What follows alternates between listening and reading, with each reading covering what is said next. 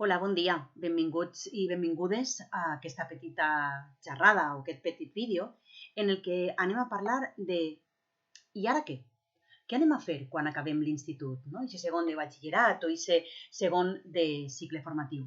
Si el que esteu pensant és que voleu accedir a la universitat, doncs el que necessiteu és passar per l'EBAU.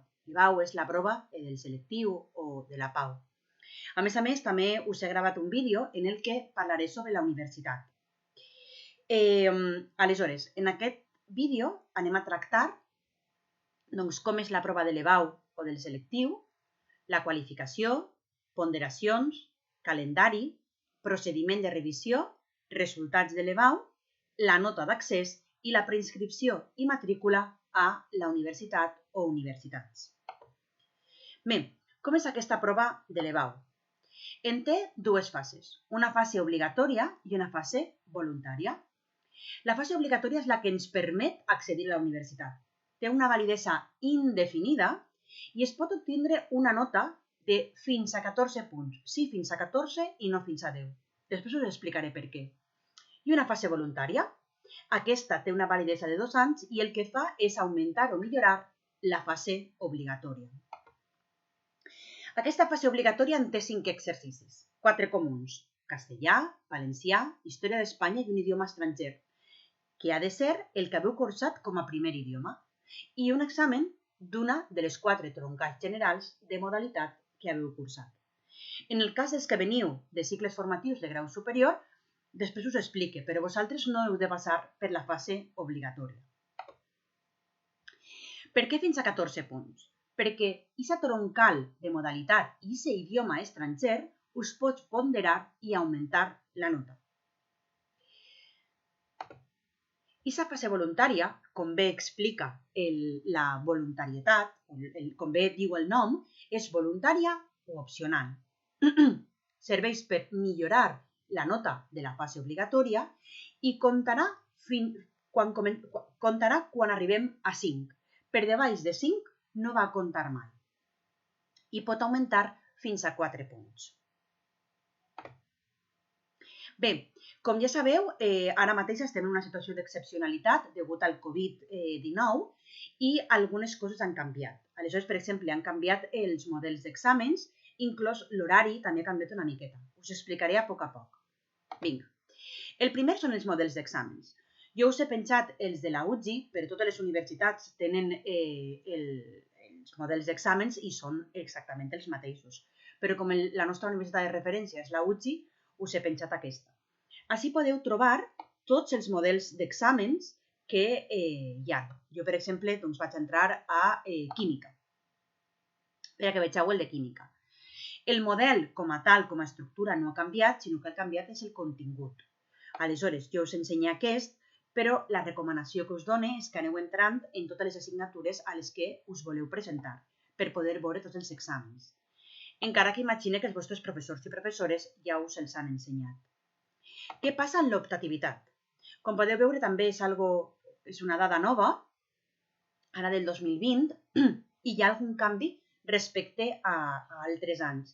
Continuo dient que segurament els vostres professors i professores us els l'han ensenyat i si teniu algun dubte, la meva recomanació és que els pregunteu a ells i elles, però no dubteu en que nosaltres, des del Departament d'Orientació, també estem obertes a que ens pregunteu el que necessiteu. Horaris d'exàmens. Aquest és l'últim que tenim. En principi és el definitiu i no va a canviar. Si hi haguera alguna modificació, que jo no crec, us avisaríem, però en principi aquesta és la definitiva. Com podeu veure, està el 7, el 8 i el 9 de juliol, que és la primera convocatòria, i el 8, 9 i 10 de setembre.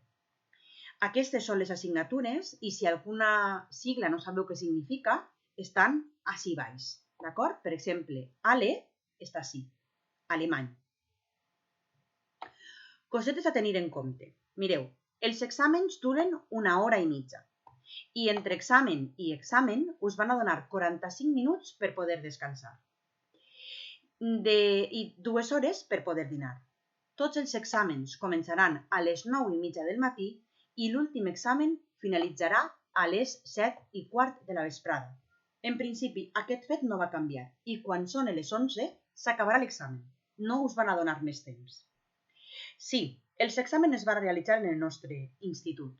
El que encara no sabem és quin serà el professorat que vindrà a cuidar dels exàmens.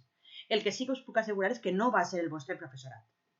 El que no sabem és com. La UIC encara no s'ha dit com ens anem a organitzar. Continuem. Bé, el segon apartat és la qualificació de l'EBAU i admissió a la universitat. Anem a veure com funciona aquest apartat. Quan venim de batxillerat, hem de tenir en compte que la nota final serà aquesta. Un 0,6 o un 60% de la nota serà la nota mitjana del batxillerat, un 0,4 o un 40% la qualificació de la fase obligatòria i després es sumaran les dues assignatures que ponderen. Mireu, us deixo així un petit vídeo. Hola, si estás aquí es porque te gustaría saber Que us explicarà molt bé com podeu calcular la vostra nota. Són 4 minutets i ho explica molt, molt bé. Bé, què passa quan veniu dels cicles formatius? Doncs no heu de fer la fase obligatòria, sinó que a vosaltres us servirà la nota dels cicles formatius, del cicle formatiu de grau superior. Us explique. Vosaltres traureu la mitja en funció de la nota mitjana del cicle formatiu i sumaran si us presenteu a les ponderacions. Recorde que aquesta és la fase voluntària i que vosaltres no esteu obligats a presentar-vos a aquesta fase. Però, si us presenteu i aplegueu a 5, sempre us sumarà alguna coseta. Val? Seguim. Ponderacions.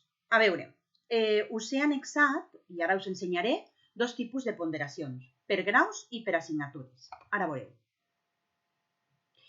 Així, a les fileres podeu trobar tots els graus que hi ha a la UTZI i, a més, com ponderen les assignatures, 0,1 o 0,2.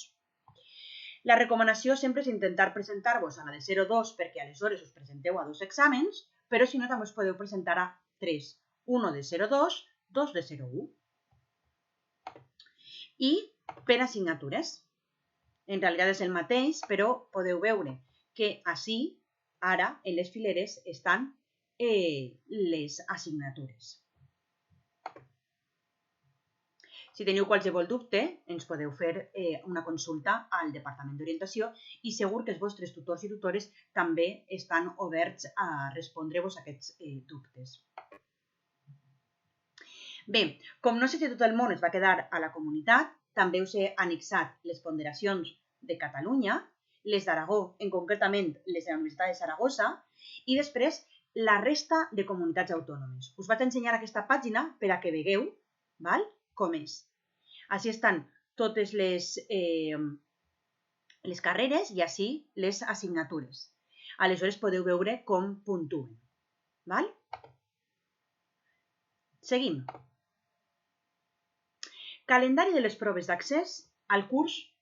Bé, he ficat 19-20 perquè la UTZI encara no s'ha actualitzat. Per això ho he deixat així. Però en principi 20-21. Bé, us he ficat un calendari i un cronograma, que són el que ens han passat al Departament d'Orientació. Si heu de seguir algun, seguiu aquest calendari, d'acord? I aquesta és molt important. Teniu fins al 26 de juny per poder fer la inscripció a la PAU als nostres centres. D'acord?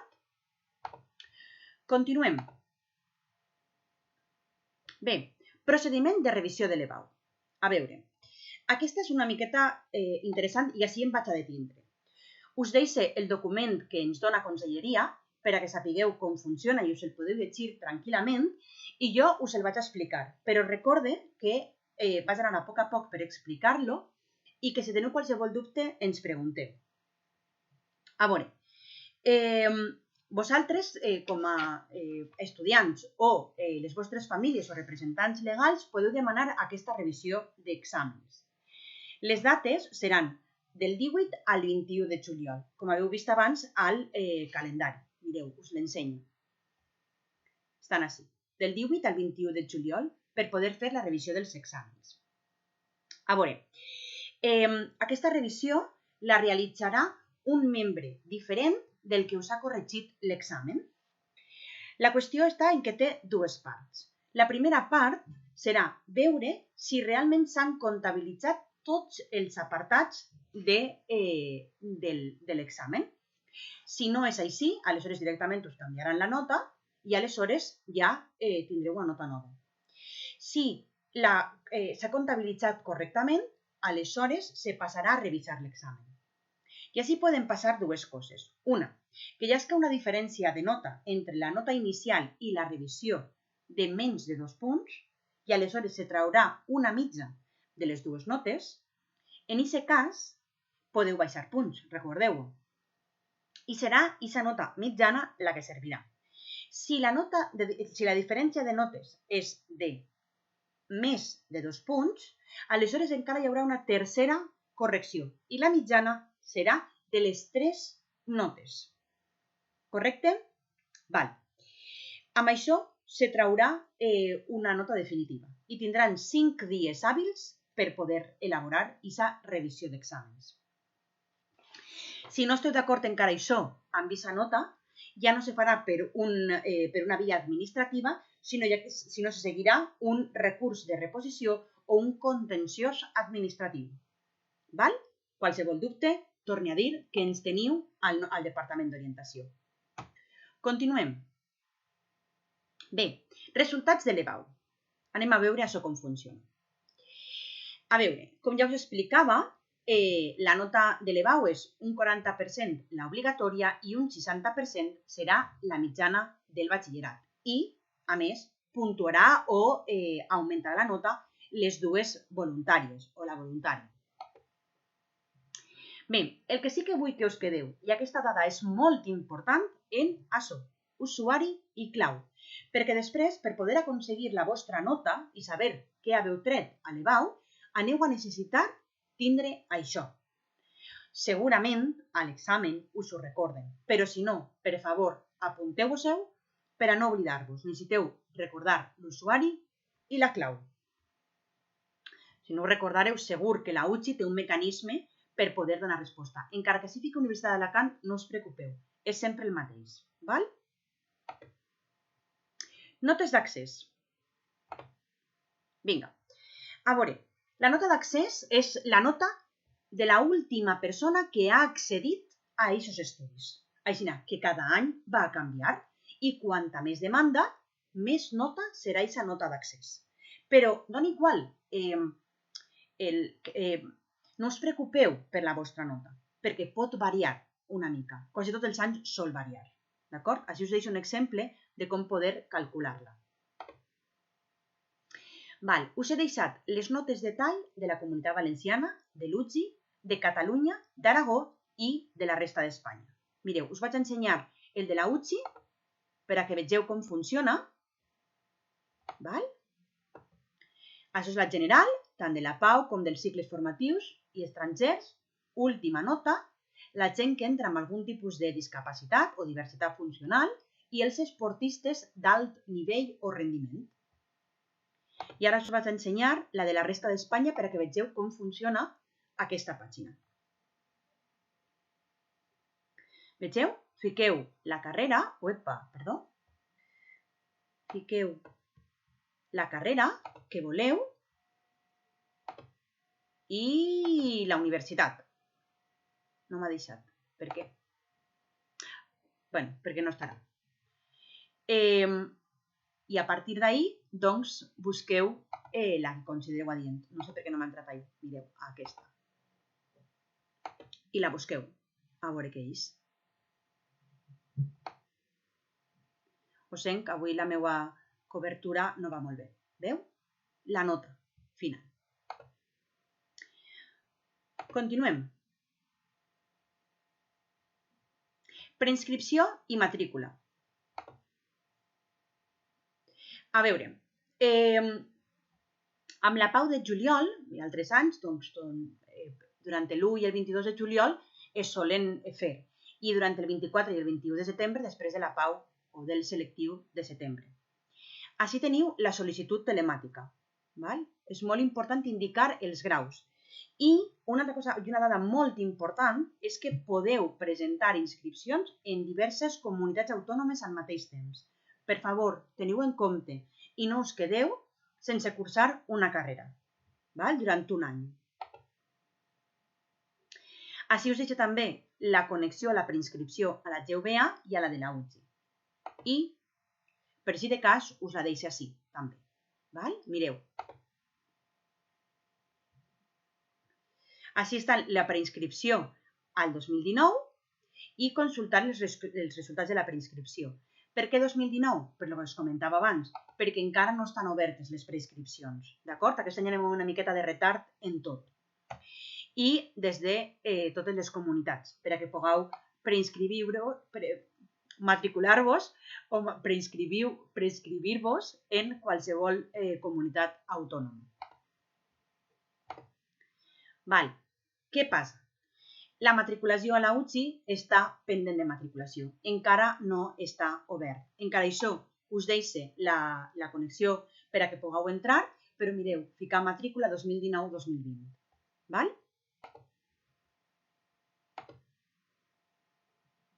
Bé, doncs així finalitza el vídeo. Moltes gràcies i us deixo el i ara què a la universitat per explicar-vos com funciona la universitat, els graus, els postgraus. Adeu.